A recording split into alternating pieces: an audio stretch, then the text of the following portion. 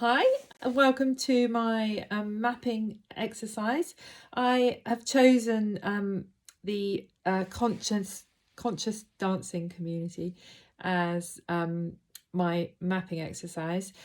I'm not sure if it is really the community I'm going to engage with ultimately, but I became interested in it, thinking about, well, which community am I being called to go to or to join? And it wasn't really a physical community in my area, I didn't think, although I could have just mapped my general area.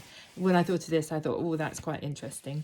So I pursued that. And just looking back on it, I've had some interesting conversations recently when I'm been on the streets, and there's people that I seem to really get on with or understand, perhaps are people who are interested in that kind of thing. I realise I've had one or two quite interesting conversations, but also I've been to some of those events myself in my journey.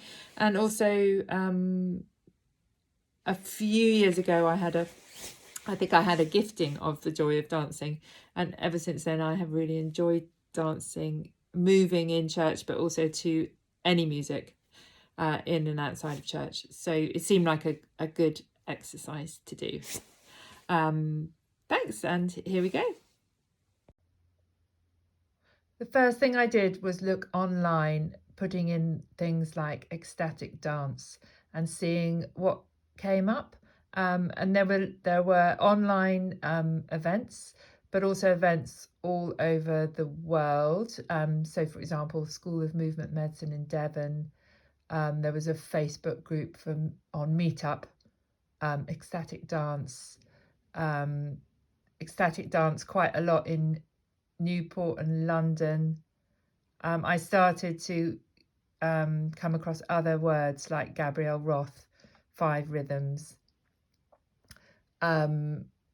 Bristol had some things, lots on Facebook. I joined some Facebook groups. I started to record other ways of talking about it, like Dancing with the Elements.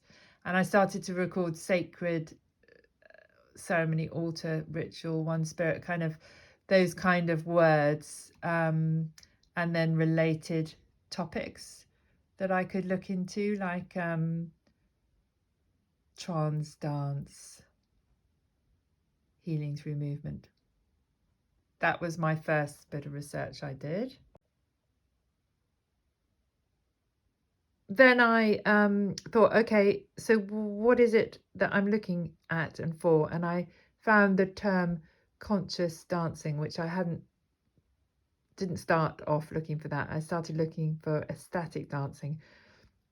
But I think ecstatic dance is a type of conscious dancing. So I looked up a definition, which is written there. And then I started to record other types of conscious dancing that I found, like 5 Rhythms, also sacred dance, dancing with the elements, as well as ecstatic dance. And I also liked just, what is the type of music? And I thought this was a generic description of the type of music that you might get in conscious dancing events. Then I became interested in gathering statements that I thought have an overlap with an experience of being in being in the presence of God, being influenced by the Spirit, being in a church community, or being in a church in a service, in a worship service, or on your own or with other people. And I started to collect phrases I thought resonated with being in a church setting, either on your own or in corporate. So, for example, a place of respect and safety. We dance through pain and sorrow. The dance floor being a sacred space. Let go of our masks and allow our true selves to shine. So it made me think about these people. Actually, there's a big overlap to what we really love as Christians, individually or corporately, to go through with God, that sense of freedom and joy that you get.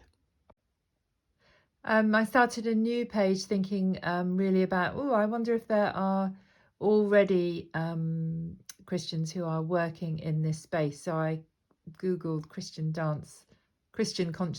conscious dance community. I didn't spend much time on this, but what I did come out was an interesting quote from somebody who runs conscious dancing. And she said, I found a space in which I could replace the community of church and spiritual practice. So that was interesting. Somebody who lost their faith, that's what it seemed to be from her description, but is finding that this dance community replaced the community of church and spiritual practice. And I also put down their movement in worship, which I'm already involved in, which is as it says on the tin, basically for people who want to be more creative in worship in a Christian context, not necessarily in churches, outside as well. I found a paper about that somebody had done about the health benefits of conscious dancing. For example, it helps with chronic pain, depression, history of trauma, anxiety, history of substance abuse and addiction. People feel less lonely.